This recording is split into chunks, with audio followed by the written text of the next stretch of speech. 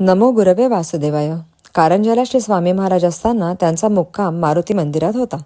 ज्या मंदिरात श्री स्वामी महाराजांचा मुक्काम होता तेथील पुजारी मारुतीची पूजा करून नैवेद्य दाखवल्यानंतर लगेच खाऊन पूजा समाप्त करी.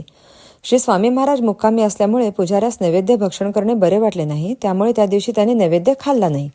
तेव्हा श्री स्वामी महाराज मारुतीसमोर ध्यानस्थ बसले असताना मारुतीराया महाराजांपुढे तोंड आ करून उभे असल्याचे त्यांना दिसले व मला भूक लागली आहे असे त्याने श्री स्वामी महाराजांना सांगितले.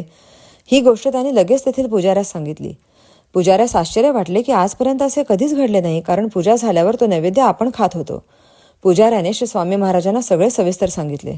श्री स्वामी महाराज विचारातच पडले की हा भक्तीचा कुठला प्रकार आहे. आपला भक्त उपाशी आहे, जेवला नाही तर भगवंत कळवळतो. हा पुजारी निश्चितच अधिकारी भक्त असला पाहिजे. डोळ्यात पाणी आलेल्या व वारंवार मारुतीरायाची क्षमायाचना करणाऱ्या पुजाऱ्यास श्री स्वामी महाराज म्हणाले, तुम्ही भक्तीचे अत्युच्च शिखर गाठले आहे. भगवंत भुकेने कळवळतो आहे, आधी नैवेद्य भक्षण करा, त्याशिवाय भगवंताची भूक शमणार नाही.